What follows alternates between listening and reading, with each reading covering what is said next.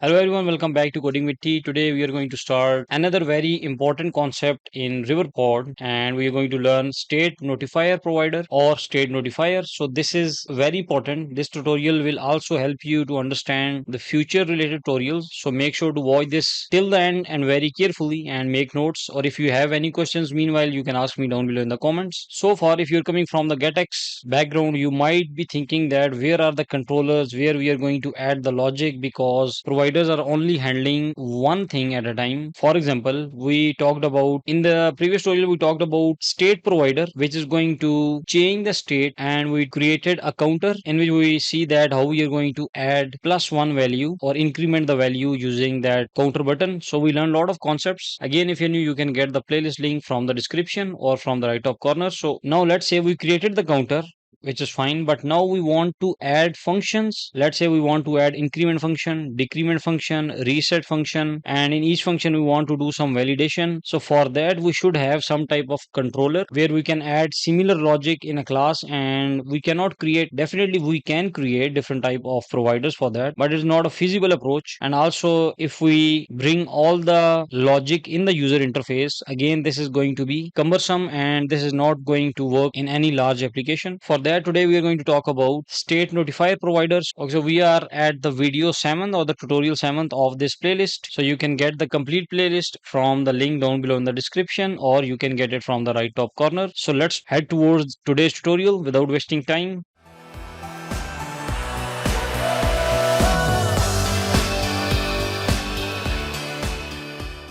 Okay, we are inside the project and you see we are at the video 6. This is the previous tutorial. So I have created another folder of video 7. So in this we are going to learn two examples. The first example is going to be simple counter example that we already learned using state provider. But today we are going to see how we can create functions and then implement the counter example. So after that we are going to talk about the to do example, which is going to be a bit more professional and will teach you some professional concepts. So first of all, let's talk about the counter example and open the counter provider controller. You see, I created this name by a reason that counter, you can name it controller or you can name it provider. It's all up to you. We are going to create a class. So I'm going to create that class over here. So we need to remove these comments. Okay, now inside this class, first of all, let's create a provider as we learn all the providers previously. So let's create a counter provider and make sure that you should not import counter provider from this section 1 tutorial. So you will start pointing to the counter provider we created in section 1. So make sure your imports work exactly as you are creating. So in this provider, name of the provider is State Notifier Provider. So this is not a state provider. Between state and provider we have a notifier. So create a State Notifier Provider. Again, because it is a provider, so it will be a function. If you need a ref object, you can use it, but we do not need it. So now inside this, before going to return anything from this State Notifier Provider, if you hover over this, you will see that we have state notifier of type object. We can return anything, but it will be a state notifier. And then the second thing is dynamic. This means this is the return type that we have to mention. So I'll explain these things. First of all, let me add them over here. So we have to define it. So this is the name of the class that we are going to create, or the controller you are going to create. So I'm going to name it counter notifier. And the second thing is what it is going to return, because counter example is having integer. We have integer value as a counter. So we are definitely going to return integer from this state notifier provider. But who is going to return this integer?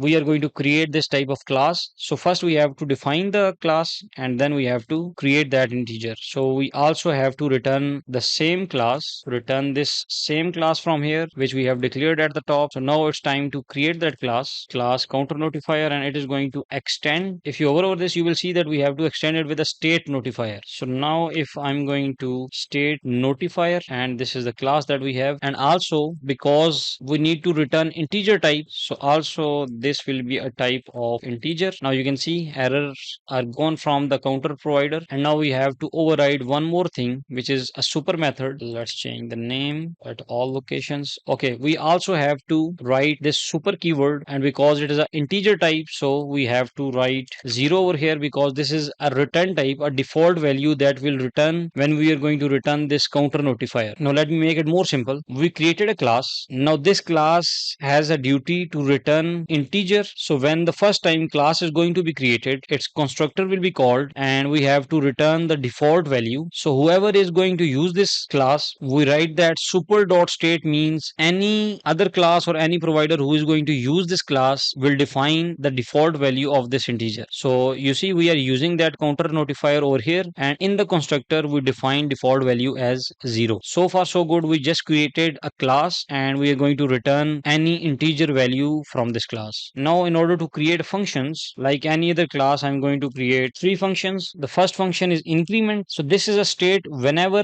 remember, in all the other providers, when we are using those providers in the UI, we have to call them dot state. So in the Riverpod, the variable which is integer variable, we can use that using state object. So no matter if it is a string, integer, any list of class, so it will remain state. So currently if you hover over this, you will see that it is a state of type int. This means that we have to update this state. This means that this integer will be updated automatically and it is going to tell this notifier that there is change in the state. Now you have to update the UI. So we created the increment method by simply writing state plus plus. You see super dot state. So again state means integer in this case. So state plus plus, then decrement will state minus will decrement one value, and reset is going to set the state value to 0. Now we have the function. We have three functions. We have a class and then we define state notifier provider, and in this provider once again you have to define state notifier first of all, and the second thing is your return type. So we define the state notifier and this is its return type. Now we created a class or controller, then we have the provider. Now if we go to the UI, okay, I've created a UI but I did not import the counter provider because you see it is still pointing to section 1, the old counter provider, but we want to import the one we created over here. So import this carefully. Now we have the counter provider. We are listening to the counter. We covered each and everything, that what is consumer widget, what is widget reference, why we are using reference.watch. So if you are new, you can watch the previous videos. So just to get the count, we have to watch our counter provider because it is going to return as an integer. So we get that integer in the count. You see it is a type of int. Whenever there is change, anything change in the counter provider, or typically in this case counter notifier provider is going to change, or its state value is going to be updated, it is going to update this or notify this counter provider, and we will have the latest value in the count, and definitely build is going to redraw the UI, and we are showing that text over here. Now if you remember that we created reference.read for the one time and use the notifier in order to trigger dot state function. So I'm going to use that right in the build method, reference.read dot notifier to notify anything we have. So if you see dot notifier has some functions, it has the decrement function, increment and reset function. So three functions that we created. So I just created reference over here in the controller, in controller dot decrement, increment and reset, when these three on press events will be triggered. Now let me run this UI and let's copy this,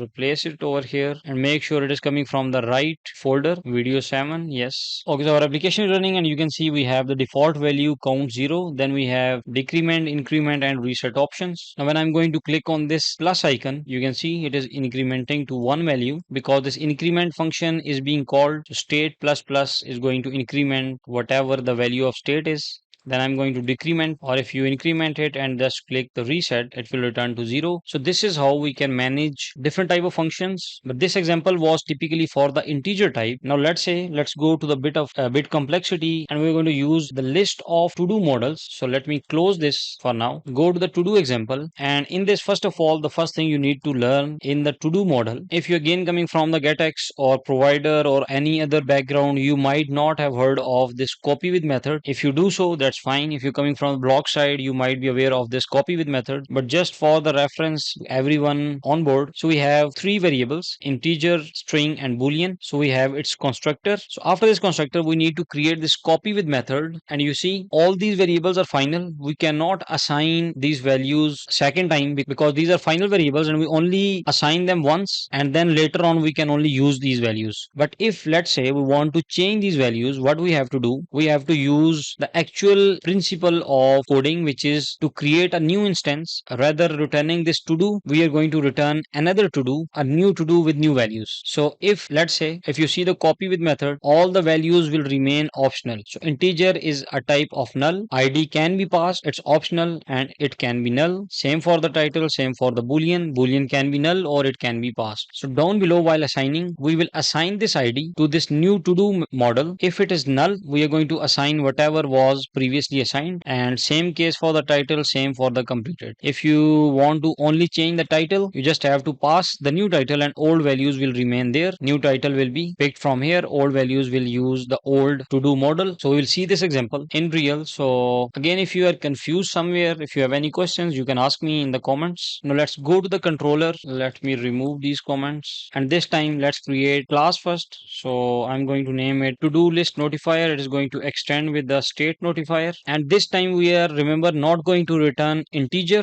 Rather, we are going to return in these brackets a list and a list of type to do model, and then class will start. Import this to do model. What is the name of this? Okay, it is just a to do. And now again we have to call the super method, create constructor to call super. Just use super.state, and it will again make sure that whatever class who is going to, or provider who is going to use this class, will have to pass the initial state of this list of to do. Okay, first of all, let's create functions to add or toggle the state. So it is not going to return anything because we just have to update the state variable, because this list now resides inside a state variable. So void add, let's say we are going to update the title, and this time you see we only going to update the title, we're not going to update anything else. So first of all, let me create a new to do, use the class, and that's it. So this to do model will only use the new title variable, and these ID and completed should be from the previous value, and we know all the values are inside the state object, and state is a list. So we're just going to check that if state is empty, ID will be 0, the first ID, else state dot last dot ID plus 1. So whatever is the last ID plus 1 means the new ID will be added. And let's say completed for this case is false. Control Alt L. Okay, now we created a new to do. We have to update the list. Now to update this list, we have to call state is equal to, we're going to use a new list. Again, remember, we will not update that list. Rather, we are going to create a new list, and we will populate all the previous values in this new list, and will return the new list back to the state. So if we use 3 dots, this will bring us the state and allow us to assign the whole list into the new list. So this is the old list assigned to the new list, and also we have new to do. So it will first assign all the previous list values in this new list. You see the brackets, this is the indication of creating a new list. So it is going to bring all the previous values in this list, comma, a new value at the end of the list will assign back to the state. This means state will automatically be updated, and using this user interface should also be updated. And same way, let me create 2 more functions. So remove function is going to get the ID which we want to remove. So state.where t.id not equal to ID, we will get a new list, and we update the state variable. This will replace the list that is not added in the new list. So .to list is going to create a new list always. So we are going to get the new list based on where this ID is not included, and we have the new state updated. Now let's create a toggle function or update function. For that, I was talking about that we have to use copy with method. So in this toggle, we are going to get the ID which we want to update. So the first step to make things simple, first step, let's get the old values or the values that are already part of the state. To do's is equal to dot dot whatever is inside the state. So the reason to create this brackets is that we created a new mutable list, means that this list can be changed because this is a new list. So we have created a new list. Now let's find the index from the whole list which we want to update. From all the to-dos, we have to use index where function, and in this let's use the fat arrows. T dot id is equal